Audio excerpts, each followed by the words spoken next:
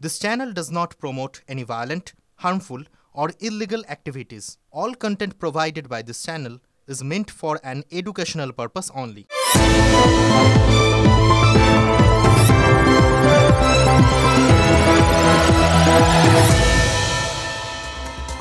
কারাগারই প্রকৃতপক্ষে বিপ্লবী তৈরি করে। কারাগারের অন্ধকার গায়ে লাগলেই একজন প্রকৃত বিপ্লবী হয়ে উঠতে পারেন। কে বলেছিলেন জানেন? বলেছিলেন বলশেভিক বিপ্লবের জনক ভ্লাদিমির ইলিচ লেনিন। না, আপনারা ভাবছেন কি আমি জানি? আজ লেনিনের জন্মদিন নয়, মৃত্যুদিনও নয়, আর আমাদের আলোচনা সেটাও লেনিনকে নিয়ে হয়। আমাদের আলোচনাটা কারাগার নিয়ে, লেনিনের কথার ওই অংশটুকুনি নিয়ে।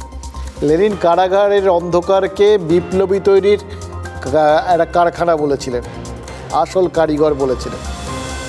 আমার জানতে কৌতূহল হয়, জানেন তো, ওই অন্ধকার, কারাগারের যে অন্ধকারের কথাটা বললেন সেটা কতটা গাঢ় ছিল, কতটা গাঢ় ছিল, যা গায়ে লাগলে প্রত্যেকটা রোমকূপে বিপ্লব জেগে উঠত।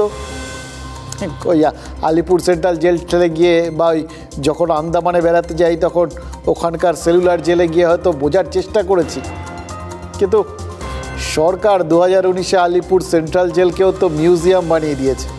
এখন এমন আলো দিয়ে সাজানো না, ওই টর্চ দিয়ে খুঁজেও আপনি অন্ধকার খুঁজতে পাবেন না। সরকারি জেলখানাগুলোর কপালে আসলে বোধহয় জাদুঘর হওয়াই নাচছে, কারণ জেলখানারও বোধহয় বেসরকারিকরণ শুরু হয়ে গেছে। কনসেপ্টটা প্রায় 20 বছরের পুরনো। ওই সাজাপ্রাপ্ত বন্দীদের ফিক্সড ডিপোজিটের মতো সুদে খাটিয়ে মুনাফা লুটত ওই পশ্চিমী ধনী দেশগুলোর বেসরকারি জেল। আর তারপর নানা মামলা, মোকদ্দমা, আন্দোলন, পরপর অনেক কিছু হয়েছে, আর সেই ব্যবস্থাটা প্রায় উঠে গেছে। এদিকে আমাদের দেশে দেখছি আইন আদালতের আউটসোর্সিংয়ের ধারণাটা ক্রমশ দাঁড়া বাঁধছে।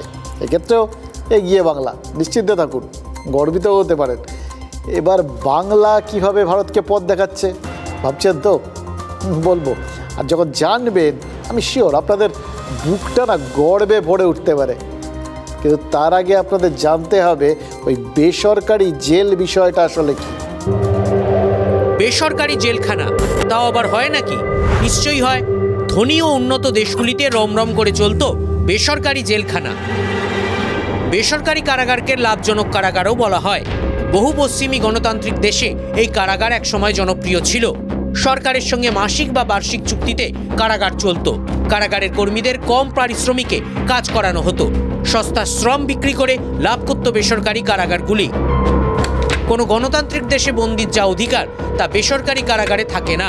বন্দির রক্ষণাবেক্ষণের আর্থিক দায় থেকে মুক্তি পায় সরকার, তাই এই প্রথা বেশ জনপ্রিয়। সচরাচর গণতান্ত্রিক অধিকার যাদের নেই, অর্থাৎ অনুপ্রবেশকারীদের এই ধরনের কারাগারে রাখা হতো। 2013 সালে Brazil, Chile, Jamaica, Japan, Mexico, Peru, দক্ষিণ আফ্রিকা, দক্ষিণ কোরিয়া ও থাইল্যান্ডে বেসরকারি কারাগার ছিল বলে মানবাধিকার সংগঠনগুলির রিপোর্টে প্রকাশ। ওই সময় মার্কিন যুক্তরাষ্ট্র, ব্রিটেন, অস্ট্রেলিয়া ও নিউজিল্যান্ডেও বেসরকারি কারাগার প্রচলিত ছিল। বছর 10 আগে পশ্চিমী গণতান্ত্রিক দেশগুলিতে বেসরকারি কারাগার নিয়ে প্রশ্ন উঠতে শুরু করে। আদালতে মামলা মোকদ্দমা হয়, যার জেরে বেসরকারি কারাগারগুলির অধিকাংশই ধীরে ধীরে বন্ধ হয়ে যায়। এদিকে গণপ্রজাতান্ত্রিক চীনে প্রায় 20 বছর আগে এক নতুন বন্দি ব্যবস্থা চালু হয়। চীনে কৃষ্ণ কারাগার বা ব্ল্যাক প্রিজনের উপস্থিতি রয়েছে। পশ্চিমী মানবাধিকার সংগঠনগুলির রিপোর্টে সেটাই প্রকাশ হয়েছে। নাগরিকদের বেনামে বন্দি করে কমিউনিস্ট রাষ্ট্র।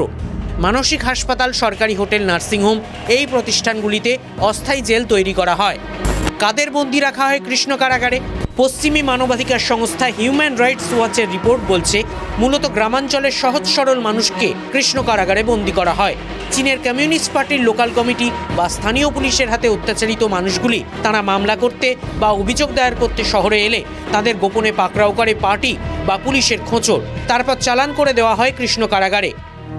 পরিবারের সঙ্গে সম্পূর্ণ যোগাযোগ বিচ্ছিন্ন করে দেওয়া হয়। মাসের পর মাস অথবা বছরের পর বছর ধরে চলে মানসিক এবং শারীরিক নির্যাতন। যখন মানুষগুলো কারাগার থেকে ছাড়া পায়, তাদের আর নিজেদের পায়ে দাঁড়ানোর ক্ষমতাই থাকে না। তারা প্রতিবাদী হবে কি করে? তবে প্রতিবাদের কণ্ঠরোধের এই অভিযোগ অস্বীকার করে চীন, যেমন তারা জিনজিয়াংয়ের বন্দি শিবিরের অস্তিত্ব অস্বীকার করে। চীনের উত্তর পশ্চিমে জিনজিয়াং স্বায়ত্তশাসিত অঞ্চল। উইগুর মুসলিম উপজাতির বাস জিনজিয়াং প্রদেশে। সাংস্কৃতিক বিপ্লবের সময় থেকেই জিনজিয়াং বিদ্রোহ দমনে উইগুরদের বিরুদ্ধে দমনপীড়ন নীতি চালায় চীন। হিটলারের কনসেন্ট্রেশন ক্যাম্প বা স্তালিনের সাইবেরিয়ান ডিটেনশন ক্যাম্পের মতোই চীনের ইন্টার্নমেন্ট সেন্টার। প্রকাশ্যে এর অস্তিত্ব স্বীকার করে না চীন, কিন্তু একাধিক মানবাধিকার সংস্থার রিপোর্টে এর উপস্থিতির কথা বলা হয়েছে।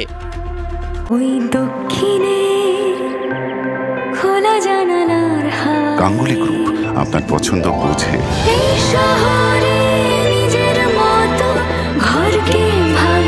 গাঙ্গুলি গ্রুপ, ভরসার বসতবাটি।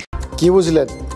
এই প্রাইভেট কারাগার মানে বেসরকারি কারাগারের একটা বিশেষ ক্যারেক্টারিস্টিক, বিশেষ বৈশিষ্ট্য হচ্ছে ওই শুনলেন নির্যাতন। এমন নির্যাতন ওখান থেকে যারা বেরোন তাদের নিজেদের পায়ে দাঁড়ানোর ক্ষমতা থাকে না। এমন নির্যাতন যারা ওখান থেকে বেরোন তাদের মানসিকভাবে শক্ত হওয়ার ক্ষমতা থাকে না। এটা অবশ্য নতুন কিছু নয়, জানেন তো। এই ধরনের কারাগারগুলো চিরকালই তো এই নির্যাতনের জন্যই বিখ্যাত। শ্রীকৃষ্ণের জন্ম হতো কারাগারে, কিন্তু সেখানে কংস কী করতো? কংসের সেই কারাগারে, খেয়াল আছে নিশ্চয়ই, শ্রীকৃষ্ণ তো ওই দেবকীর অষ্টম গর্ভের সন্তান, কিন্তু তার আগে যে 7 জন জন্ম নিয়েছিল তাদের প্রত্যেকে তো আছড়ে মেরেছিল কংস। মানে অত্যাচারটা প্রিয়জনের ওপরেও চলতো, কি ভয়ঙ্কর লেভেলে চলতো, এবার খেয়াল করে দেখুন।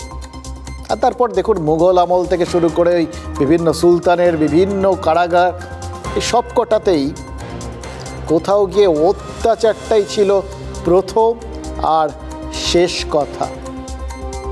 এবার তার মধ্যে এখন নবতম সংযোজন বা সর্বশেষ এই ধরনের জিনিসের কথা বলতে গেলে এই ব্ল্যাক প্রিজন বা কৃষ্ণ কারাগারের কথা শুনলেন, যার জন্ম চীনে। আচ্ছা, একটা সময় বলা হতো চীনের চেয়ারম্যান আমাদের চেয়ারম্যান। চীনের এই কৃষ্ণ কারাগার আমাদেরও কৃষ্ণ কারাগার, এটাও কি এখন আমাদের বলতে হবে? মানে চীনের যা আছে তা কি আমাদেরও আছে? ভাবছেন তো কী সব বলছি? সিরিয়াসলি এমনি এমনি বলছি না, মনে হচ্ছে, জানেন তো, মনে হচ্ছে চীনের যা আছে আমাদেরও তা আছে, আমরা শুধু দেখিনি। বলা হয় না, দেখা হয় না এই চক্ষু মেলিয়া ঘর হতে শুধু 2 পা ফেলিয়া, একটি ধানের শিশির ওপর একটা শিশির বিন্দু। শিশির বিন্দু শুধু নয়, এই ব্যক্তিগত কারাগারগুলো যে আমাদের ঘরের কাছেই রয়েছে, এই কলকাতার শহরতলিতেই রয়েছে, আমাদের চোখের সামনেই আছে। বিশ্বাস করুন, এতদিন দেখা হয়নি, কিন্তু আছে। মগনলাল মেঘরাজের দৌলতে ওই প্রাইভেট সার্কাস কাকে বলে জানতাম। পয়সাওয়ালা লোকেদের যে দেশে প্রাইভেট চিড়িয়াখানা ছিল বা এখনও কারোর আছে সে কথাও জানতাম, কিন্তু এই বাংলাতেও যে ব্যক্তিগত কারাগার আছে বিশ্বাস করুন জানা ছিল না। এটা আমাদের ব্যর্থতা, স্বীকার করেছি, 2 হাত তুলে স্বীকার করছি। এবং ভাগ্যিস এই জায়গাটাতেই না অদ্ভুত একটা কৃতজ্ঞতাবোধ তৈরি হচ্ছে ওই জয়ন্ত সিংয়ের ওপর। জয়ন্ত সিং, যাকে লোকজন আদর করে জায়েন্ট সিং বলে, সেই জয়ন্ত সিং যে আরিয়াদহের ওই কলেজ ছাত্র আর তার মাকে মারধর করে নিজেই এখন কারাগারে। অথচ কি মজার ব্যাপার দেখুন, তারই যে ওরকম একটা প্রাইভেট কারাগারের মতো একটা প্রাইভেট চেম্বার ছিল, যেটাকে ওই টর্চার চেম্বার বললেও কম বলা হয় না। ওই যে বিভিন্ন যে প্রাইভেট কারাগার, ব্যক্তিগত কারাগার, সেখানে এরকম টর্চার চেম্বার থাকতো। থানায় তো আপনারা শুনেছেন ওই জেলের মধ্যে 3rd ডিগ্রি দেওয়া হতো, এগুলো তো শুনেছেন আপনারা। এখন এদেশের তো ঠিক আছে অন্যরকম এখন ব্যাপার স্যাপার, এখন জেল বলে কিছু হয় না, এখন সংশোধনাগার। কিন্তু এই ধরনের প্রাইভেট কারাগার সেগুলো তো ওই টর্চার চেম্বার সহ একদম পুরোপুরি স্বয়ংসম্পূর্ণ। জয়ন্তের দল বলো কিন্তু তাদের ওই প্রাইভেট কারাগারে ওই টর্চার চেম্বারটাকে মেনটেন করতো। জানতেন সে কথা? কে জানতো? দেখুন, যাদের জানার কথা সেই সরকার বা প্রশাসন বা শাসক দল, আমি আপনি না জানতে পারি, তারা কি জানতো? আচ্ছা, অথচ দেখুন পর কতগুলো ভিডিও যেগুলো ভাইরাল হয়েছে, সেগুলোর দিকে একবার তাকিয়ে দেখুন, অবাক হয়ে যাবেন দেখে। দেখতে পারবেন না আমি নিশ্চিত, কারণ আমি নিজে সবকটা ভিডিও দেখতে পাইনি। আমি নিজে আপনাদের সামনে স্বীকার করে নিচ্ছি যে আর্তনাদ, যে অত্যাচার জাস্ট নিতে পারিনি। দেখুন, সাংবাদিকতা করছি কম দিন হলো না, বহু মর্মান্তিক দৃশ্য দেখেছি। নিজেদের বেশ শক্ত মনের মানুষ বলে মনে করি, তাও বলছি বিচলিত হয়েছে, ভয়ঙ্কর রকম বিচলিত হয়েছে।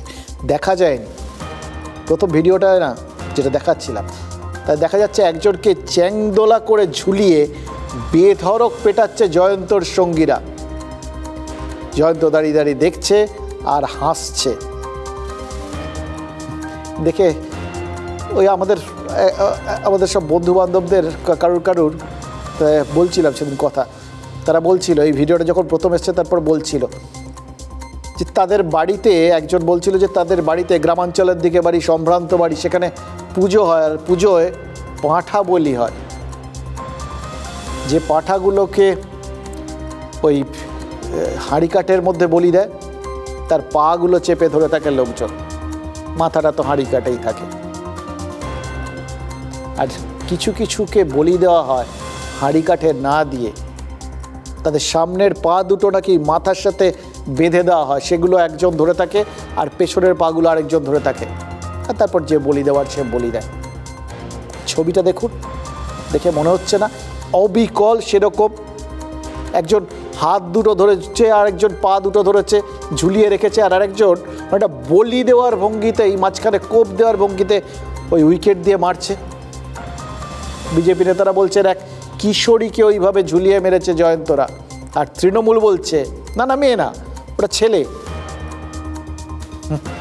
ছেলে হোক বা মেয়েই হোক, বুঝতে পারিনি ভিডিওটা দেখে, কিন্তু একজন মানুষ তো, এটা তো বুঝতে পেরেছি। কোনো মানুষকে এইভাবে মারধর করা যায়? কেন মারধর করা হচ্ছে? উত্তরটা নাকি খুব কমন। আড়িয়াদহে খুব চুরি টুরি হচ্ছিল, ওই যুবককে নাকি চোর সন্দেহে ক্লাবে তুলে এনেছিল জয়ন্তর দল, আর তারপর ওই রকম মার। আমি নিশ্চিত জানেন তো যে এই ছেলেটাকে আমরা খোঁজার চেষ্টা করছি, যদি পাইও। কারণ প্রথম কথা, আমরা জানি না সাম্প্রতিককালে বিভিন্ন গণধোলাইয়ের যা পরিণতি হয়েছে, এই ছেলেটারও যদি তাই হয়ে থাকে, অবাক হওয়ার কিছু থাকবে না। এরকম মার খাওয়ার পর বেঁচে থাকা কিন্তু খুব কঠিন। আর যদি কোনোভাবে বেঁচে থাকে, আর যদি কোনোভাবে তাকে খুঁজে পাওয়া যায়, হয়তো দেখা যাবে ছেলেটা ওইভাবে মার খাওয়ার পর থেকে নিজের পায়ে হাঁটতে চলতে পারে না, হয়তোবা পঙ্গুই হয়ে গেছে। আর মানসিকভাবে তো আমি জানি না কোনোদিন, আর যদি ওই বললাম বেঁচে থাকে, তাহলে সোজা হয়ে মানসিকভাবে দাঁড়ানোর কথা তো ভুলেই যান। বলছিলাম প্রাইভেট কারাগারের টর্চার চেম্বারে যে পরিমাণ, ওই ব্ল্যাক প্রিজনে যে পরিমাণ অত্যাচার করা হয়, যে নির্যাতন করা হয়, তারপর কেউ নিজের পায়ে হেঁটে বেরোতে পারে না। এরকমই তো মানবাধিকার সংস্থাগুলো রিপোর্ট দেয়। এক্ষেত্রেও প্রায় সেরকমই হওয়ার কথা। ওইভাবে ঝুলিয়ে যদি মেরুদণ্ডের ওপরমভাবে কেউ লাঠি দিয়ে মারে, অদ্ভুত অত্যাচার কোন লেভেলে পৌঁছতে পারে। কিছু মানুষই তো, মানুষ কি না, মানুষ না, মানুষ অফকোর্স না, এরা মানুষ হতেই পারে না, বিশ্বাস করুন। দেখতে পারিনি ওইখানে অত্যাচারের ওই যা আওয়াজ বেরোচ্ছিল, যা কান্নাকাটি করছিল, এটাও তো ছোটোখাটো ব্যাপার। এটাও ধরে নিচ্ছি ছোটোখাটো ব্যাপার আর কি। একটা প্রাপ্তবয়স্ক মানুষকে এটা করা হচ্ছিল। এর পরের ভিডিওটা, যে শিশুকে ওই তালতলা স্পোর্টিংয়ের ঘরে তুলে এনে তার যৌনাঙ্গে সাঁড়াশি চেপে ধরেছিল জয়ন্ত সাগরেদরা। ভাবতে পারেন নরাধাম কত দূর হতে পারে? আমি জানি আপনাদের এইটা দেখার পর থেকে, এটা শোনার পর থেকে ভেতরে ভেতরে কি ইচ্ছে করছে। বিশেষ করুন আমারও করছি। এরকম অন্যরকম ভাবার কোনো জাস্ট কারণ নেই। বাচ্চাটা কি চিৎকার করছিল ভাবতে পারছিলেন? দেখতে পাইনি, শুনেছি এইভাবে অত্যাচার হয়েছে, এখনো তাকাচ্ছি না, তাকানো সম্ভব না। আচ্ছা, এই রকম অত্যাচারের পর সুস্থ থাকা কারোর পক্ষে সম্ভব? কি মনে হচ্ছে জানেন তো, জয়ন্তকে যে নামে ডাকতো আড়িয়াদহ, নামটা একদম সার্থক নাম আসে, একদম পারফেক্ট। জায়েন্ট না হলে না, মানে দৈত্য না হলে মানুষজনের ওপর এইরকম অত্যাচার করা যায় না, অসম্ভব। আচ্ছা, এ ব্যাপারে নিশ্চয়ই আপনারা নিঃসন্দেহ, এরা যে মানুষ নয় এটা নিয়ে আমি ডেফিনিট, আপনাদেরও কোনো সংশয় নেই। আর একটা কথা ভাবছেন তো, এই ছবিগুলো নিজেরা দেখতে পারিনি, আপনাদের দেখাচ্ছি কেন? দেখাচ্ছি এই জন্যে জানেন তো, যে দেখতে না পারুন আর চোখে অন্তত একটু দেখুন, আর দেখে ভাবুন কিছু কিছু লোকজন আমাদের চারপাশে এখন এরকম আছে যারা মানুষ সেজে থাকলেও আসলে মানুষ নয়। এদের সম্পর্কে সতর্ক থাকার দরকার আছে, অথবা একসঙ্গে আওয়াজ তোলার দরকার আছে। এই মনুষ্য সমাজ এদের জন্যে না, এদের বিরুদ্ধে ব্যবস্থা নেওয়া হোক, এদের বিরুদ্ধে শাস্তি দেওয়া হোক, এদের এমন শাস্তি যাতে এরা আবার মানুষ হয়। ওই দক্ষিণে খোলা জানালার হাওয়া, গাঙ্গুলি গ্রুপ, আপনার পছন্দ বোঝে। এই শহরে নিজের মতো ঘরকে ভালোবাসা। গাঙ্গুলি গ্রুপ, ভরসার বসতবাটি। শুরুটা হয়েছিল মা ও ছেলেকে পেটানোর এই সিসি ক্যামেরার ফুটেজটা দিয়ে, কিন্তু জয়ন্ত ওরফে জায়ান্টের দাদাগিরির শুরুটা যে অনেকদিন ধরেই জোরালো হচ্ছে সেই অভিযোগ। কারনামা বা কীর্তি যে উপমাই দেওয়া হোক না কেন, কোনো শব্দই যেন জুৎসই নয়। দ্বিতীয় তালিবান, তৃণমূল তালিবান। এটা তালিবানি অত্যাচারের ভাইরাল ভিডিও, আর এটা আরিয়াদহে জয়ন্তর সাগরেদদের অত্যাচারের ভাইরাল ভিডিও। স্থান, কাল, পাত্রের তফাৎ থাকলেও হারহিম অত্যাচারের মিল খুঁজে পাচ্ছেন কেউ কেউ। ভিডিও সত্যতা যাচাই করেনি TV9 বাংলা, তবে ছবিটা বলে দিচ্ছে ঘটনাটা কতটা ভয়াবহ, কতটা নৃশংস। যাকে মারা হচ্ছে তার চিৎকারে স্পষ্ট নয় সে নারী নাকি পুরুষ। যদিও সাত সকালে এই ভাইরাল ভিডিও সামনে এনে বিজেপি রাজ্য সভাপতি তথা কেন্দ্রীয় প্রতিমন্ত্রী সুকান্ত মজুমদারের দাবি, একটি মেয়েকে ওই ক্লাব ঘরে মারধর করা হয়েছিল। নারী নির্যাতনের অভিযোগে আক্রমণে নেমে পড়ে টিম বিজেপি। জয়ন্ত সিং মানুষের উপর অত্যাচার করা থেকে শুরু করে এবং সেখানে মানুষকে পেটানো, লোকজনকে পেটানো, মাকে ছেলেকে পেটানো হচ্ছে, মহিলাদেরকে পেটানো হচ্ছে, যে ধরনের অস্ত্রের ট্রেনিং দেওয়া হচ্ছে, এটা অবাক করার মতো না। সবার বিরুদ্ধে তো রাজদ্রোহের মামলা হওয়া হচ্ছে। দ্বিতীয় তালিবান, তৃণমূল তালিবান। শুনুন, তৃণমূলের কর্মী হোক আর বাংলার মানুষই হোক, একজন মানুষ অন্যায় করেছে, তার জন্য প্রশাসন আছে। তৃণমূল তার সঙ্গে নেই, এটুকু আপনারা 100% আপনারা ভাবতে পারেন। ভিডিও সত্যি নাকি মিথ্যে, রিয়েল নাকি ফেক, এই চাপানুতরের চেয়ে বেশি আলোড়ন পড়ে যায় তৃণমূলের রিজু দত্তর দাবিতে।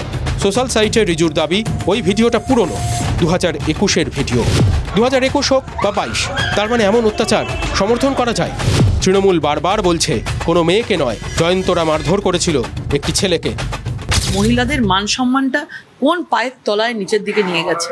আমার মনে হয় মহিলাদের এই বিষয়টা, বাংলার যারা মহিলারা রয়েছেন, যারা এবারে লক্ষ্মীর ভাণ্ডার দেখে ভোট দিয়েছেন, তারা ভাবুক যে আজ বাদে কাল তাদের ঘরেও কিন্তু এরকম হতে পারে। এই ধরনের ঘটনা ঘটায় 4-5 জন, আর বিড়ম্বনায় পড়তে হয় গোটা দলকে বা সরকারকে। কে বিচ্ছিন্ন কোথায় দাদাগিরি করছে, এদের দু একটার মেরে পিঠের চামড়া তুলে হাত ভেঙে দেওয়া উচিত, কোনোভাবে যেন এই দাদাগিরির সাহস কেউ না পায়। ভিডিও ভাইরাল হতেই বেলঘড়িয়া থানা শতপ্রণোদিত মামলা করেছে, 8 জন চিহ্নিত হয়েছে। মা ও ছেলেকে মারধরের অভিযোগে জয়ন্ত, জঙ্গা, গুড্ডু আগেই গ্রেপ্তার। তবে সবটাই ওই আগের সিসি ক্যামেরার ফুটেজ সামনে আসার পর। শাসকের অস্বস্তি আরও বেড়েছে এদিন আরও একটি ভিডিও সামনে আসায়। ওই একই ক্লাব ঘরে একটি শিশুকে নারকীয় নির্যাতনের ভিডিও সামনে এসেছে। শিশুটির গোপনাঙ্গে সাঁড়াশি চেপে ধরেছিল জয়ন্তর এক অনুগামী, এমনটাই অভিযোগ। এই ভিডিও সত্যতাও TV9 বাংলা যাচাই করেনি। কিন্তু এই পরপর ভাইরাল ভিডিও, পরপর নৃশংসতার নজির কি প্রশ্ন তুলে দিচ্ছে? প্রশ্নটা হলো, ভাইরাল ছবিগুলো সামনে না এলে কেউ কি জানতে পারতো না এ রাজ্যে এমন ব্যক্তিগত কারাগারে শাস্তি দেওয়া হয়? দেখুন, যে ভিডিওগুলো ভাইরাল হয়েছে আমরা তার সত্যতা যাচাই করিনি, কিন্তু মনে হচ্ছে কি জানেন, তার খুব একটা প্রয়োজনও নেই। কারণ প্রথম যে ঘটনার কথা আপনাদের বললাম, ওই যে ক্লাব ঘরে একজনকে চ্যাংদোলা করে মারার যে ভিডিওটা, যেটা সোশ্যাল মিডিয়ায় প্রথমে ভাইরাল করেছিলেন বিজেপি নেতারা, আর তারপরেই তৃণমূলের এক মুখপাত্র বিরোধীদের কাউন্টার করতে গিয়ে সোশ্যাল মিডিয়ায় লিখেছেন যে ভিডিওটা 3 বছরের পুরনো, 2021-এর। এখন এই সমস্ত পুরনো ভিডিও শেয়ার করে বিজেপি নেতারা নাকি তৃণমূলের বদনাম করছে। অর্থাৎ একটা বিষয় সব পক্ষই স্বীকার করে নিচ্ছে, তৃণমূলও স্বীকার করে নিচ্ছে ভিডিওটা সত্যি। তারপরেও কয়েকটা কথা, আচ্ছা ধরে নিন যে ভিডিওটা 3 বছর, কেন ধরে নিন ভিডিওটা 5 বছরের পুরনো, তাতে কি এলো গেল? বরঞ্চ তাতে তো এটা বেশি করে প্রমাণ হয়ে গেল যে জয়ন্তদের অত্যাচারের বিষয়টা কত দিন ধরে চলছে। এটা একদম এতে প্রমাণিত হয় না, পুরনো তো, অনেক পুরনো ছবি যেরকম একটু হালকা ঝাপসা হয়ে যায়, এটা পুরনো ভিডিও, সুতরাং জয়ন্তদের অত্যাচারের নমুনাটাও খানিকটা হালকা হয়ে গেছে, অপরাধটাও খানিকটা হালকা হয়ে গেছে, এরম তো না। বরঞ্চ যে জয়ন্তদের এলাকায় সবাই তৃণমূল কর্মী বলে চেনেন, সেই তৃণমূলের অস্বস্তি সেটাও কি কিছুটা কমে? পুরনো হয়ে গেছে, একটু বেশি ঝাপসা হয়ে যায়? আমার তো উল্টো মনে হয়, জানেন তো। এই ভিডিওটা যত পুরনো হবে তত প্রমাণ হবে যে আড়িয়াদহে ওই জয়ন্ত সিং, মানে জায়ান্ট সিং আর তার দলবল এতগুলো বছর ধরে, অনেক বছর আগের থেকে এরকম অত্যাচার চালাচ্ছে, আর সবাই মুখ বুজে সহ্য করে যাচ্ছে। কেউ তো এখন অবধি প্রতিবাদ করেনি, সুতরাং মানতে হবে তো যে এটা সবাই সহ্য করেছেন, অত্যাচারিত তো হয়েছেন কেউ না কেউ। যাদের এরকম অত্যাচার করার অভ্যেস, যারা পূর্ণবয়স্ক থেকে শিশু কাউকে ছাড় দেয় না, মা ছেলে বাজবিচার করে না, তাদের তো এটা সহজাত প্রবৃত্তি। এই প্রবৃত্তি তো চাপা থাকে না, এ তো বেরোবেই, বেরিয়েওছে নিশ্চয়ই অনেকবার, প্রশ্ন ওঠেনি, প্রতিবাদ হয়নি, প্রকাশ পায়নি। তাহলে সবাই মুখ বুঝেছিলেন না, এটাকে কেউ বলতে পারবেন ভুল বলছি? এখানেই সব থেকে গুরুত্বপূর্ণ প্রশ্নটা, মাথার ওপর যদি কোনো বড় ছাতা না থাকে, এভাবে কি দিনের পর দিন কেউ মানুষের ওপর অত্যাচার করতে পারে? এই যে চোপড়ার জেসিবি, আড়িয়াদহের জায়েন্টরা, এরা যে এই যেভাবে যে কোনো মানুষকে যে কোনো অজুহাতে আড়ং ধোলাই দিত, অনেক দিন ধরে দিচ্ছে, তার লাইসেন্স তো কেউ না কেউ দিয়েছে, তাই না? এটাকে তো অস্বীকার করা যাবে না, লাইসেন্স ছাড়া তো কিচ্ছু হয় না। বিশেষ করে অত্যাচার, দেখুন 1 জুলাই থেকে দেশে ন্যায় সংহিতা চালু হয়েছে। তার আগে কি ছিল? আইপিসি আর সিআরপিসি, ইন্ডিয়ান পেনাল কোড। কিন্তু চোপড়ার আড়িয়াদহে বোধহয় সেসব কিছু নয়, কাজ করে জেসিবি পেনাল কোড বা ওই জায়েন্ট পেনাল কোড। জেসিবির আইন বা জয়ন্তের আইন, জেসিবির কানুন বা জয়ন্তের কানুন, কারো জোরে বা কাদের জোরে এরকম অন্ধা কানুন চলতো সেটাও তো জানা দরকার, তাই না? আমাদের ওপরেই তো হয়েছে, সাধারণ মানুষের ওপরেই তো হয়েছে। দেখুন আড়িয়াদহের ওই ভাইরাল ভিডিওর ভিত্তিতে ব্যারাকপুর কমিশনারেট তারা স্বতঃপ্রণোদিত মামলা রুজু করেছে। জাতীয় মহিলা কমিশন চ্যাংদোলা করে মারধরের ভিডিওর ভিত্তিতে রিপোর্ট চেয়েছে পুলিশের কাছে। এবার সেই রিপোর্ট নিশ্চয়ই যাবে, রিপোর্টগুলো যখন যাবে তখন বোঝা যাবে ওটা নাবালক না নাবালিকা, প্রাপ্তবয়স্ক না অপ্রাপ্তবয়স্ক, ছেলে না মেয়ে, কাকে মেরেছিল জয়ন্তরা। কিন্তু একটা কথা বলুন, যাদের যাদের ওই জয়ন্তর প্রাইভেট কারাগারে যাওয়ার অভিজ্ঞতা আছে, তারা সবাই যে এরকম মারধর খেয়েছেন এমনও তো নয়। তালতলা স্পোর্টিং ক্লাব, রক্তদান শিবির, টিভি শো, বিভিন্ন অনুষ্ঠানও তো করতো। সেই সব অনুষ্ঠানে নাকি অতিথি হিসেবে যেতেন মদন মিত্র, কামারহাটির বিধায়ক, হ্যাঁ, যার সঙ্গে এদের বেশ ভালো সম্পর্ক। ইনফ্যাক্ট মদন মিত্র নিজেও বলেছেন এদের ঘনিষ্ঠভাবে চিনতেন। সেই ঘনিষ্ঠতা কি কোথাও গিয়ে ফিকে হয়ে গেছে, নাকি কোথাও গিয়ে মদন মিত্র রিয়েলাইজ করেছেন এরা বড় বিপজ্জনক, এদের সাথে ঘনিষ্ঠতাটাও বিপজ্জনক? মদন মিত্র বলেছেন তো, পুলিশ নাকি সব জানতো, জেনেও নাকি কিছু করেন। কলেজ পড়ুয়া যুবক আর তার মাকে মারধরের ওই সিসিটিভি ফুটেজটা যখন ভাইরাল হয়েছিল, তারপর মদন মিত্র বলেছিলেন পুলিশ জয়ন্তকে যদি আড়াল করে, যদি গ্রেফতার করতে না পারে, তাহলে তিনি ধর্নায় বসবেন। মানে এটা কেউ অবশ্য তাকে জিজ্ঞেস করেননি। ওই যে পুলিশ সব জানে যেটা বলেছিলেন তিনি, কেউ যদি প্রশ্নটা করে বসতো যে তার মানে দুদল জানতো, তিনিও জানতেন পুলিশও জানতো, ঘনিষ্ঠভাবে জানতেন তো, ফলে কি করে না করে সেটা কি তিনি জানতেন না? দেখুন, ওই যে ধর্নায় বসার কথা বলেছিলেন, জয়ন্তকে গ্রেফতার করতে না পারলে, জয়ন্ত আগেই ধরা পড়ে গেছে, তাই তাকে আর কষ্ট করে ধর্নায় বসতে হয়নি। কিন্তু মদন মিত্র তখন থেকে পরপর যে কথাগুলো বলেছেন না, সেগুলো সব অমর হয়ে রয়েছে। যেমন মদন মিত্র বলেছিলেন যে পুলিশ যদি ওই সমাজ বিরোধীদের শায়েস্তা করতে না পারে, তাহলে নাকি মমতা বন্দ্যোপাধ্যায় রাস্তায় নামতে পারে। মমতা বন্দ্যোপাধ্যায় জবরদখল, বেআইনি নির্মাণ থেকে শুরু করে আইন শৃঙ্খলা নিয়ে পরপর কড়া নির্দেশ দেওয়ার পর একটা অদ্ভুত জিনিস দেখলাম, জানেন তো? তৃণমূলের বড় মেজো সেজো সব কর্তারা মুখ খুলছেন। তৃণমূলের ভেতরের অন্ধকার দিকটা যেরকম তৃণমূল নেত্রী নিজে দেখিয়ে দিচ্ছেন, তেমন মদন মিত্ররাও দেখিয়ে দিচ্ছেন। এটা থেকেও আমার একটু অদ্ভুত লাগছিল যে এরকম তো চট করে হওয়ার কথা না।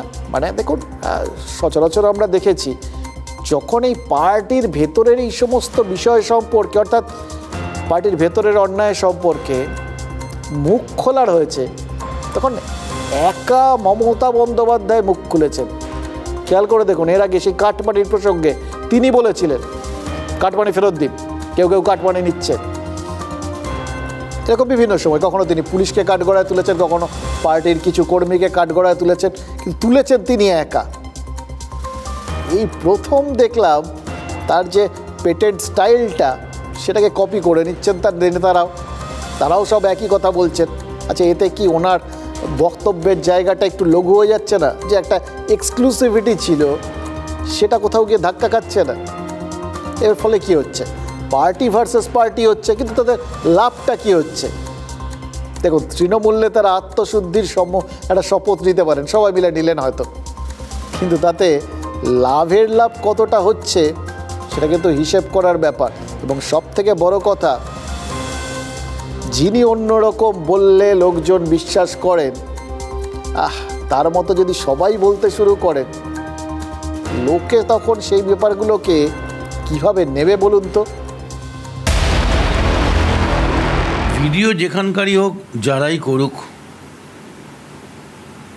পুলিশ সব জানে।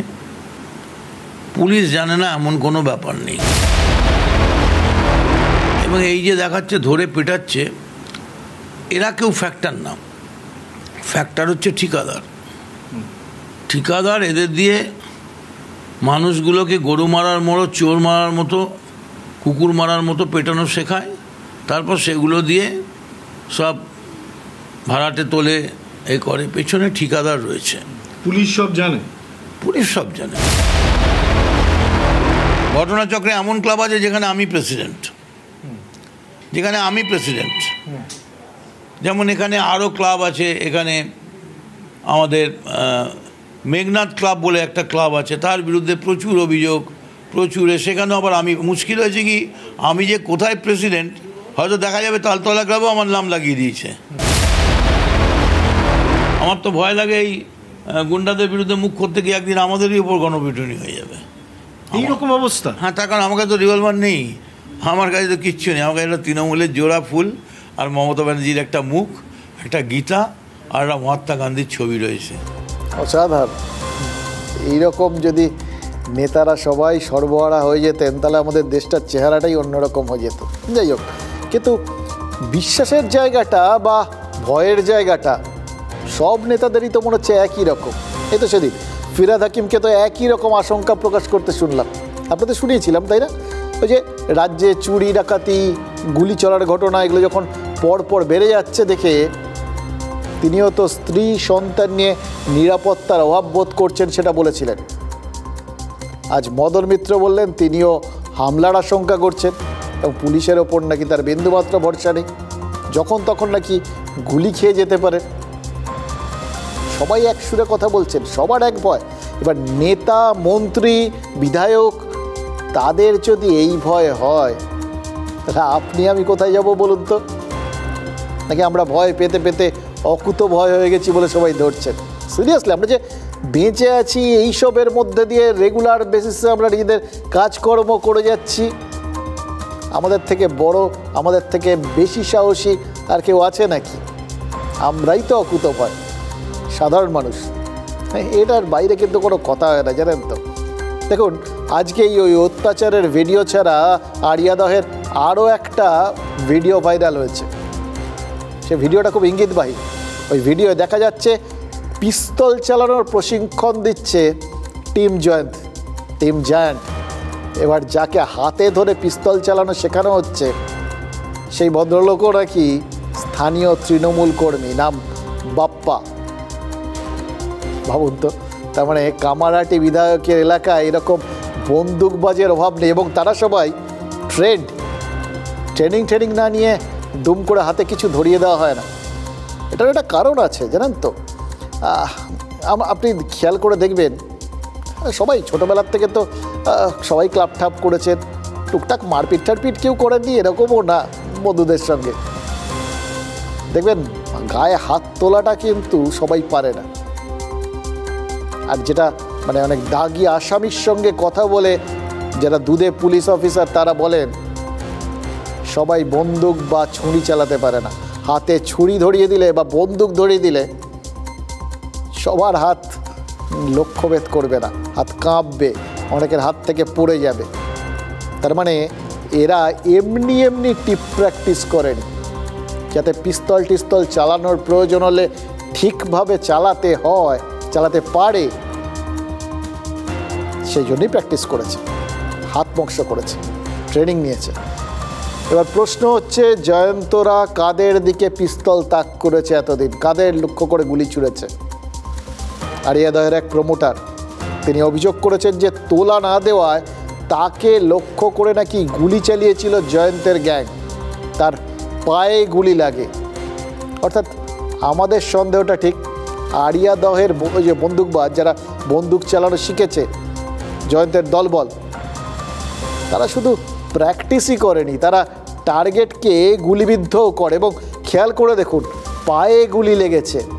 সচরাচর কি শোনা যায়, পুলিশ নাকি যখন গুলি চালায় তখন বলা হয় পায়ের দিকে লক্ষ্য করে চালায়, যাতে চট করে কারোর প্রাণ না যায়, কিন্তু ব্যাপারটা কার্যকরী হয়। এবার পায়ে মারবেন বললেই কি আর পায়ে মারা যায়? ছোটোবেলায় আমরাও তো বহু কিছু লক্ষ্যভেদ করার চেষ্টা করেছি। এই আমকে টার্গেট করে ইট ছুঁড়েছি, ও পাশে যদি কোনো আমে গিয়ে লেগেছে বলেছে ওই আমটাকে টার্গেট করেছি। কজন আর ওই বলে আমের গায়ে লাগাতে পেরেছি, তাই না?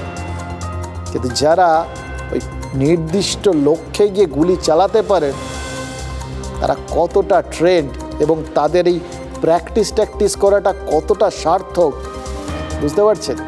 অস্ত্র প্রশিক্ষণ দেখেছি, পুলিশে হয়, মিলিটারিতে হয়, এখানে যেরকমভাবে প্রশিক্ষণ হয় সত্যি আজকে আমি জানলাম, এবং আমি এটা ভাবতে পারছি না, কেউ আমাদের জানায়নি। যে বাপ্পা নামের একটি ছেলে, জ্যান সিংয়েরই ছেলে, গ্রুপেরই ছেলে, এদের কাছে সবসময় আর্মস থাকে, এদেরকে নিয়েই তারা সৃষ্টি করে এলাকার মধ্যে।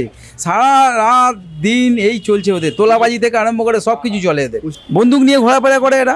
ট্রেনিং বাপ্পাকে কি শেখাচ্ছে?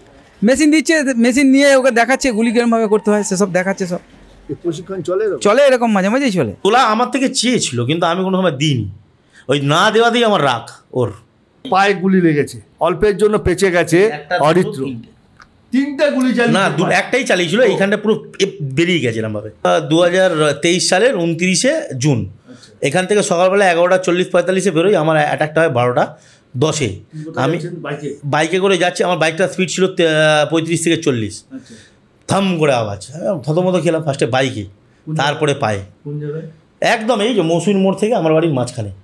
এবার আমাকে ফেলার ওটাই মুভমেন্ট, ফেলার পরই ইট, রড, লাঠি, মেশিনের বাট, তো শরীরের দাগগুলো দেখে বুঝতে পারছেন, এই যে দাগ। তারপরে আমি ইনজোর্ড হই, আস্তে আস্তে সুস্থ হয়ে আবার নিজের কাজকর্ম নাবি। তারপরে আবার ওদের কুকীর্তি, আবার একে মারছে, তাকে মারছে, একে মারছে, ওকে মারছে। সিনেমায় দেখেন না, ওই নায়ক চালায় এরকম একদম নির্দিষ্ট লোককে, ভিলেনকে মাটিতে ফেলে দেওয়ার জন্য একদম টার্গেট করে টায়ার ফাটিয়ে দেয়। এখানে ওরকম টার্গেট করে মানে কোথাও থামিয়ে দেওয়া বা বাইক থেকে ফেলে দেওয়ার কাজটা করে ফেলে। এই যে কামারহাটির পুরপ্রধানের কথাটা শুনলেন, খুব ইন্টারেস্টিং লাগলো না? গোপাল শাহ বলছেন সেনাবাহিনী বা পুলিশে যেভাবে অস্ত্র প্রশিক্ষণ দেওয়া হয়, তেমনই তাদের এলাকায় কিছু একটা হচ্ছিল, কিন্তু তিনি সেটা যে এখানকায় তার এলাকায় হয় আপনি নাকি ভাবতেই পারছেন না। এমনকি এমন কিছু যে হচ্ছে এটাও নাকি তাদের কেউ বলেনি। আচ্ছা, কে বলবেন বলুন তো? হারিয়া দহে কার ঘাড়ে কটা মাথা ছিল যে জয়ন্তদের বিরুদ্ধে মুখ খুলবে? নেতারাও তো এতদিন কোনো কথা বলেননি। এই এতদিনে জয়ন্ত গ্রেফতার হওয়ার পর তারা তখন মুখ খুলতে শুরু করছেন এবং এমন এমন কথা তারা বলছেন, জয়ন্ত শুনলে হয়তো বলবেন, তুমি মহারাজ সাধু হলে আজ, আমি আজ চোর বটে।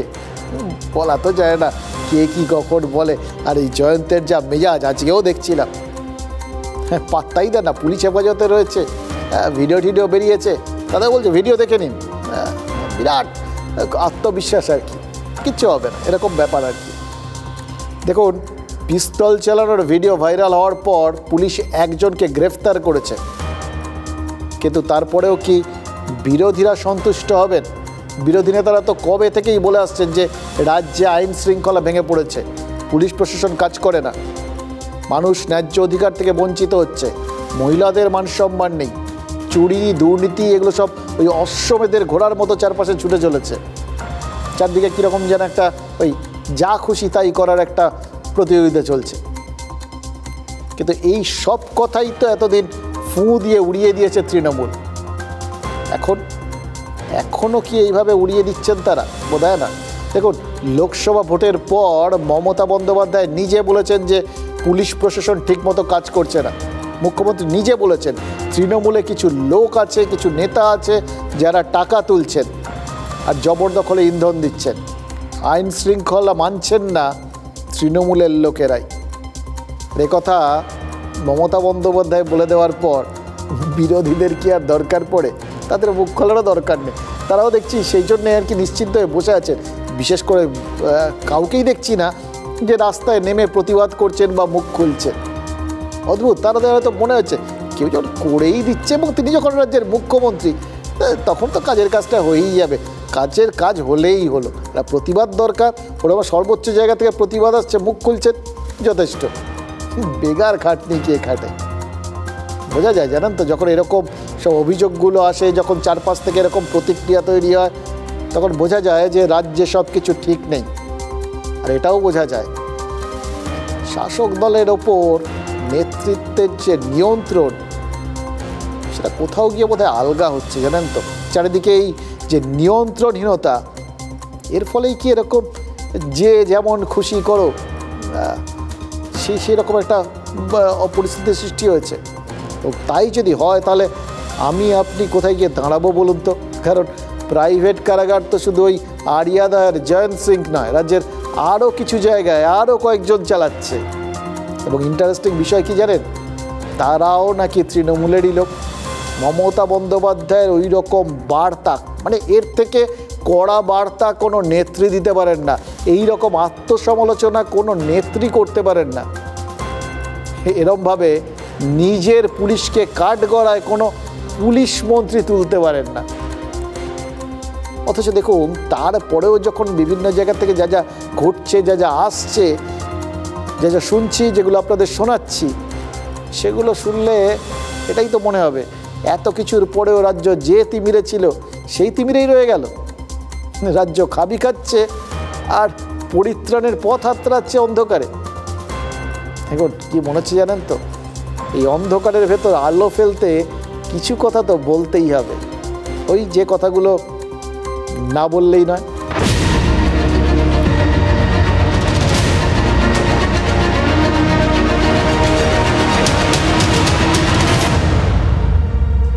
পাকিস্তানে একটা খুব জনপ্রিয় সিরিয়াল ছিল যেখানে নায়ক একজন গ্যাংস্টার, কিন্তু কোনো অন্যায় কাজ করে না, বরঞ্চ যে কাজটা করে সেটা একদম অদ্ভুত। করাচি পুলিশের কাছ থেকে সুপারি নিয়ে অন্য গ্যাংস্টারদের মারে।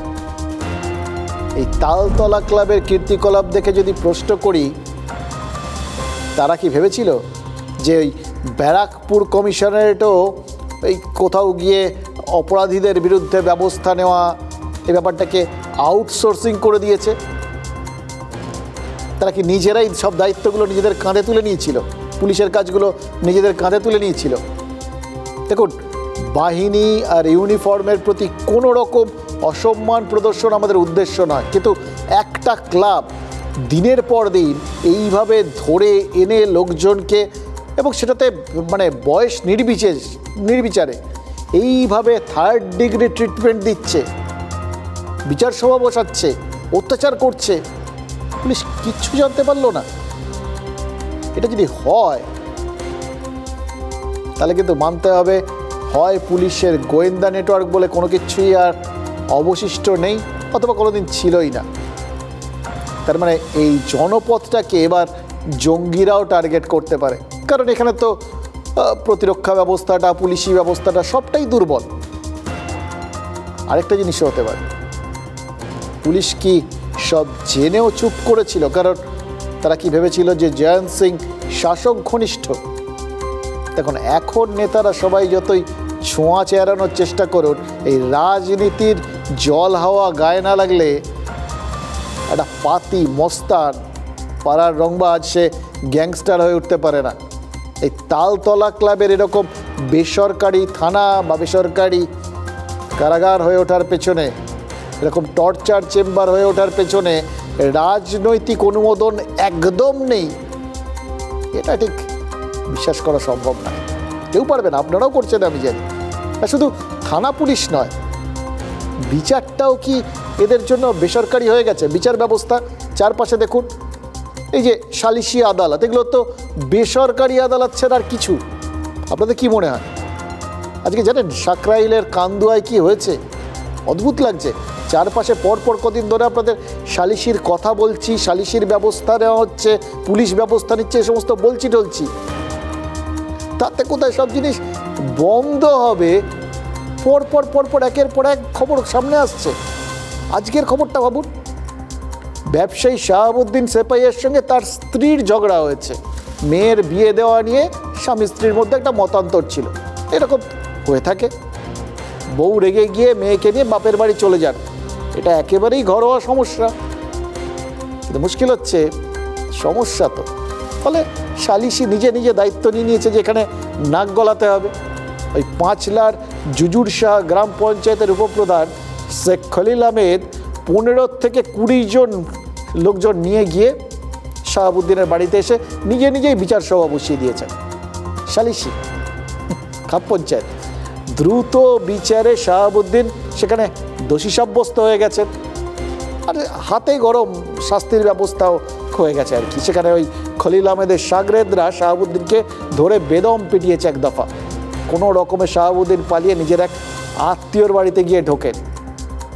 আত্মীয়র বাড়িতে চলে গেছেন, পুরো কোর্স কমপ্লিট হয়নি, শাস্তি সম্পূর্ণ না হলে কী করে হবে? বিচার সভার রায় বলে কথা। ব্যাস, খলিল তখন ফোন করে আরও এক্সট্রা ফোর্স আনিয়ে নেন। ট্রাকে টেম্পোয় নাকি 150 ঠ্যাঙ্গারে এসে শাহাবুদ্দিনের সাথে ওই শাহাবুদ্দিনের ওই আত্মীয়ের বাড়িতে, যে বাড়িতে সে লুকিয়েছিল, সেখানে গিয়ে ভাঙচুর চালায়। আলমারি ভেঙে সোনার গয়না, টাকা পয়সা নাকি লুট করেছে। তাদের হাতে রড, ভোজালি, ছুরি, এরকম বিভিন্ন অস্ত্রশস্ত্র ছিল। ভয়ঙ্কর ভাবতে পারছেন? তার মানে ওই পঞ্চায়েতের উপপ্রধান খলিল আহমেদের ব্যক্তিগত বাহিনীও রয়েছে, যদি যে অভিযোগগুলো উঠেছে সেগুলো যদি সত্যি হয়। তখন মনে হবে কি বলুন তো, আমাদের রাজ্যে মানে ব্যক্তিগত রক্ষী আমরা দেখেছি, কিন্তু এখন দেখা যাচ্ছে ব্যক্তিগত বাহিনী রাখাটাও যায় আর কি, নেতারা রাখতে পারে। এরপর পুলিশ এসেছে রামধনুর মতো। যদি খলিল আহমেদের বাহিনী হাতে শাহাবুদ্দিনকে পেত, পুলিশ এসে বোধহয় তার অতজন লোক তো একটা করে চড় মারলেও তার লাশই পড়ে থাকতো, আর কি থাকতো। আর তারা তো যখন চারপাশে এরকম বিভিন্ন সালিশি সভার রায়, বিভিন্ন গণধোলাইয়ের ঘটনাগুলো দেখে যদি উদ্বুদ্ধ হয়ে থাকে, পরপর তো আমরা আমাদের সহনাগরিকদের মৃত্যুর খবর দেখিয়েছি আপনাদের, সব গণধোলাইয়ে ওই সালিশি সভার রায়। অথচ দেখুন, শাহাবুদ্দিন তিনি বাইরের কারোর সঙ্গে ঝগড়া করেননি, কোনো রাজনৈতিক বিতর্কে জড়াননি, তার সাথে জাস্ট তার বউয়ের ঝগড়া হয়েছিল। পঞ্চায়েতের উপপ্রধান খলিল আহমেদের মতো লোকজনের জন্য সম্ভবত এই ফাঁকটুকুই যথেষ্ট। এটাই তারা চান, এটারই অপেক্ষায় থাকে। একজন ধনী ব্যবসায়ীকে মারধর করতে পারলে সেটা খবর হয় জানেন তো, আর সেটা আশেপাশের গরিব মানুষের মধ্যে একটা ভয়ের বাতাবরণ তৈরি করে। অনেক হিসেব কষেই বোধহয় শাহাবুদ্দিনদের টার্গেট করা হয়। আমার ভয় ওটা অন্য জায়গায় জানেন। যে লোকটার এক ডাকে ম্যাটাডোরে 150 জন গুন্ডা এসে হাজির হয়, সে রাজনীতি করছে, সে নেতা। আমাদের পঞ্চায়েত স্তরে যদি এরকম লোকেরা সব নেতা হয়ে যান, জনপ্রতিনিধি হয়ে থাকেন, তাহলে গ্রামে গ্রামে তো মুক্তাঞ্চল তৈরি হয়ে যাবে, নিজস্ব বাহিনী, নিজস্ব বিচার ব্যবস্থা। এ তো প্রায় রাষ্ট্রের বিরুদ্ধে যুদ্ধ ঘোষণার সামিল। এর বাইরে তার কিছু ভাবতে পারছি না মশাই। পাকিস্তান আর আফগানিস্তান, মানে পাকিস্তানের বালুচিস্তান ধরুন, এই ধরনের শাসন ব্যবস্থা রয়েছে। আমাদের পশ্চিমবঙ্গ কি সেই তালিকায় যোগ হলো নাকি? দেখুন, খলিল আহমেদকে এখনও গ্রেফতার করতে পারেনি পুলিশ, খোঁজ চালাচ্ছে। কিন্তু পুলিশকে যারা চালাচ্ছেন তারা কি বুঝতে পারছেন বিপদটা কোথায়? আর রাজনীতি যারা নিয়ন্ত্রণ করছেন তারা কি বুঝতে পারছেন যে গণতান্ত্রিক ব্যবস্থায় যদি এই রকম সব লোকের হাতে ক্ষমতা চলে যায়, তাহলে গোটা বিষয়টা কতটা ভয়ঙ্কর জায়গায় পৌঁছয়? খলিল জুয়েস শাহ মালিপুকুরের উপপ্রধান, ওনার রিলেটিভ, উনি এসছে, আর প্লাস মোল্লাপাড়া থেকে লেগেছে অন্তত 22 জন আমার কাছে এসছে। আপনার বাড়িতে? হ্যাঁ, বাড়িতে বসে তালা ফালা খুললাম, ব্যাগ ফ্যাগ রাখলো, সব রাখলো। কথা বলতে বলতেই আমাকে গালাগালি করছে আর মারছে, মারার জন্য উঠে পড়ছে। আমি তখন ছিটকে বেরিয়ে এসেছি একটা ঢেলা মতো আমি মানে নিজের জানটা বাঁচাবার জন্য তুলেছি। তোলার সঙ্গে লাভ কেটে একদম পড়েই খলিলের নেতৃত্বতে সবাই এসে ধরা মারতে আরম্ভ করে। খলিলও খুব মেরেছে আমাকে। হ্যাঁ, সেদিনকে সালিসি সভা ডেকেই কাকাকে একাকেই ডেকেছে যে ফ্যামিলি ম্যাটার মেটাবে বলে, কিন্তু ওরা এসেছিল 20-22 জন। এসে কথা হতে হতে ওরা মারধরে স্টার্ট করে দেয় ওইখানে। করার পরে কাকা ছুটে পালিয়ে আসে, একলা ছিল। ওদের হাতে সব কি সব ছিল, ওইটা নিয়ে চোখে মারছে না, চোখ একটা পুরো ডিফেক্ট হয়ে যায়। আমরা জানি ঠান্ডা হয়ে গেছে, আমরা যাত্রীর বাড়িতে আছি।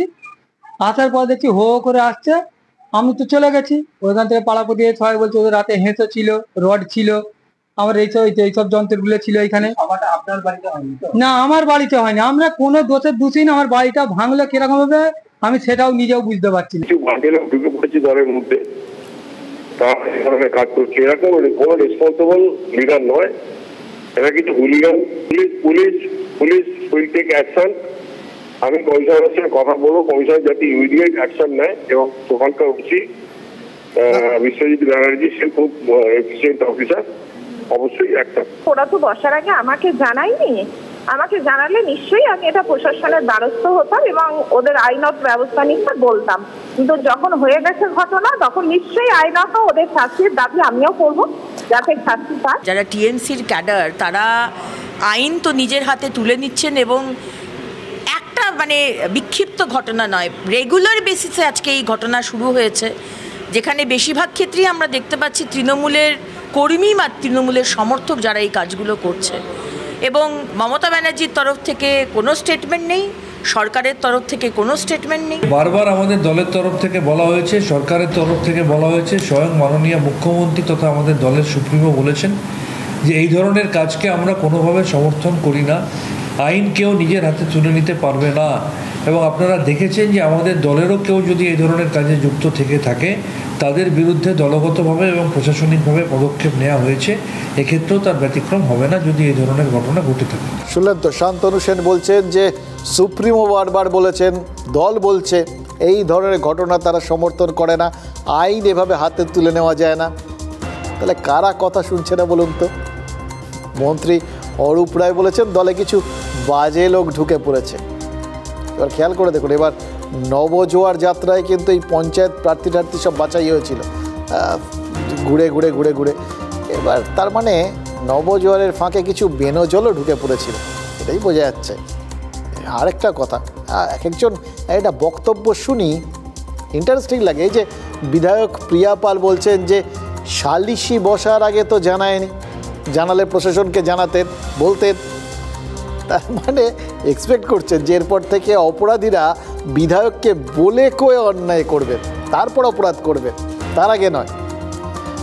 দল অনুমোদন করে না। কেউ বলছেন যে আগের থেকে জানায় না। মুশকিল কি বলুন তো, কোনটা অনুমোদন করে? এই যে স্বামী স্ত্রীর সম্পর্কের মধ্যে নাক গলিয়ে মারধর করে গেল পার্টিরই কিছু লোকজন, কে অনুমোদন করলো তাহলে? পুলিশ এখনো অপরাধীকে গ্রেফতার করতে পারলো না। পুলিশ কি করছে? এই প্রসঙ্গ, এই প্রশ্ন, এগুলো নিয়ে তো অনেক আলোচনা হয়েছে, আরও কিছু হবে, কিন্তু কাজটা কেন হচ্ছে না বলুন তো? লোকের মধ্যে ভয়টা কেন ঢুকছে না? দেখুন, এই মুশকিল কি জানেন, চারপাশে এই যেহেতু এই ভয়টা তৈরি হচ্ছে না, তার ফলে যেগুলো হওয়ার, যেগুলো থামানোর দরকার আর কি, সেই ঘটনাগুলো কিন্তু ঘটেই যাচ্ছে। আজই সুন্দরবন পুলিশ জেলার ঢোলাহাট থানা ঘেরাও করেছিলেন স্থানীয় বাসিন্দারা। তাদের অভিযোগ কি জানেন? এক পরিযায়ী শ্রমিককে থানায় অত্যাচার করে মেরে ফেলা হয়েছে। 21 বছরের আবু সিদ্দিক হালদার কর্ণাটকে সোনার কাজ করত, বাড়ি মথুরাপুরের ঘাট বকুলতলায়। তাকে 2রা জুলাই চোর সন্দেহে তুলে নিয়ে যায় ঢোলাঘাট থানার পুলিশ। 4 তারিখ কাকদ্বীপ মহকুমা আদালত থেকে জামিন পেয়ে সে বাড়ি ফিরেছিল। আর বাড়ি ফিরেই অসুস্থ হয়ে পড়ে। গতকাল রাতে কলকাতার এক নার্সিংহোমে তার মৃত্যু হয়েছে। এবার তার পরিবারের অভিযোগ যে আবু সিদ্দিকির গোপনাঙ্গ আর শরীরের বিভিন্ন জায়গায় আঘাতের চিহ্ন ছিল। তাকে পুলিশ হেফাজতে শারীরিক নিগ্রহ করা হয়েছে বলে তাদের অভিযোগ।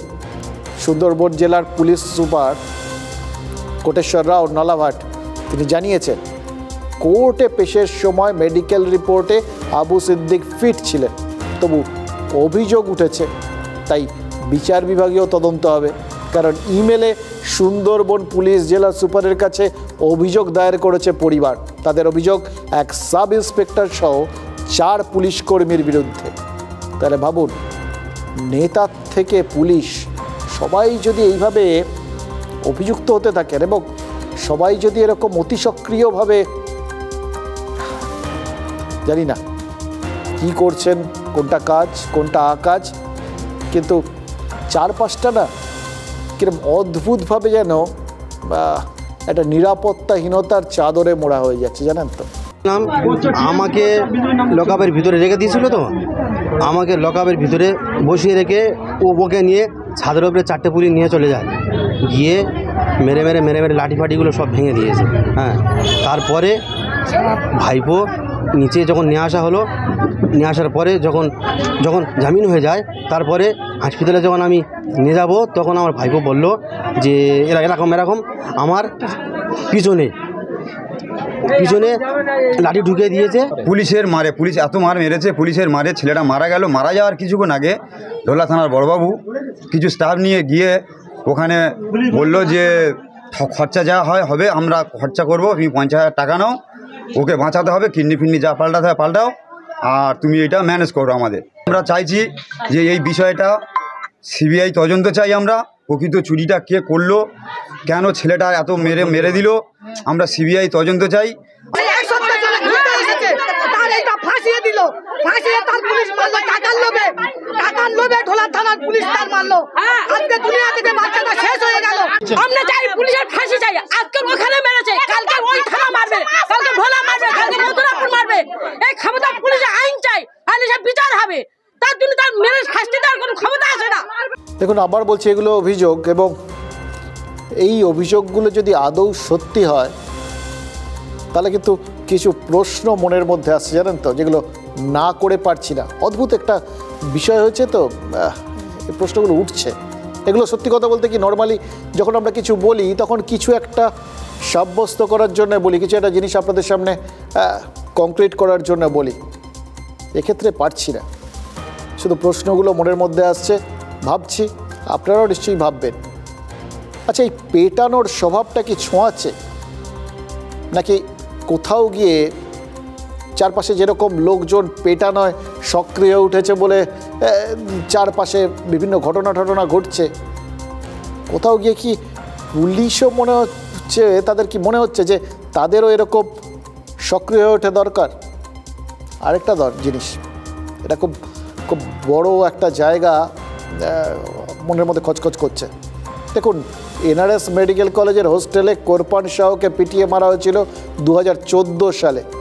কিন্তু একবার খেয়াল করে দেখুন, কোরপান শাহকে পিটিয়ে হত্যা করাটা একটা বিচ্ছিন্ন ঘটনা ছিল, কিন্তু এখন অদ্ভুতভাবে দেখেছেন পরপর ঘটনাগুলো ঘটছে। সেই বউবাজারের সরকারি হোস্টেলে এক যুবককে পিটিয়ে মারা হলো, তারপর থেকে একদিকে গণপিটুনি সালিশি পরপর চলছে, আর আরেকদিকে কোথাও গিয়ে বিভিন্ন গুজবের জেরে সবাই গণপিটুনি দিয়ে ফেলছেন, হাতে তারা নিজেদের আইন তুলে নিচ্ছেন।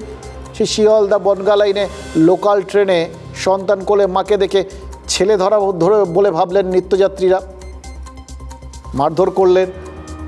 এবার সল্টলেকের পোলেরাইটের দাসপুরের গণপিটুনির ঘটনা ঘটল, পরপর ঘটছে, মারা যাচ্ছেন। গত কয়েকদিনে কতগুলো এরকম ঘটনা ঘটেছে বলুন তো, এবং তার সাথে নৃশংসতা। এই দেখলেন আরিয়াদায়ের ঘটনা। এগুলো যখন পরপর ঘটতে থাকে তখন তো এইটা ভাবতে হবে যে হচ্ছে কি করে, এগুলো কি সবই মানে ঘটনাচক্রে, নাকি এর পেছনে কোনো কারণ আছে? কেউ কেউ ভাববেন রাজনীতিকরা তারা ব্যাখ্যা করতে চাইবেন সামনে 4টে উপনির্বাচন রয়েছে, তার সঙ্গে সম্পর্ক থাকতে পারে, জানি না, কোনো স্ট্র্যাটেজি কিনা জানি না। এই যে ধরুন এই যে বিষয়গুলো যখন হয় না, তখন তো একটা সংগঠনের বিষয় আসে, সংগঠিত করার ব্যাপার আছে। গণপিটুনি তো এমনি হয় না, তাই না? গুজব ছড়ালে তারপর একটা পরিস্থিতি তৈরি হয়। কেউ এই গুজবগুলো ছড়াচ্ছে না তো উদ্দেশ্য প্রণোদিতভাবে, কেন জানি না। সব মিলিয়ে মিশিয়ে ভাবছি যে যখন একটা আত্মশুদ্ধির চেষ্টা হচ্ছে, স্বয়ং মুখ্যমন্ত্রী তিনি নিজের দলের পুলিশের ভুল ধরছেন এবং তৃণমূলের শাসক দলের লোকেরা তাদের নিজেদের ভুল ধরছেন, তারপরে এই রকম ঘটনাগুলো ঘটছে। সবই কি সব বিচ্ছিন্ন ঘটনা, নাকি এর পেছনে কোনো একটা সুনির্দিষ্ট কারণ হয়েছে? কেউ কি চাইছে জানি না। আমরা ভাবছি, আপনারাও ভাবুন।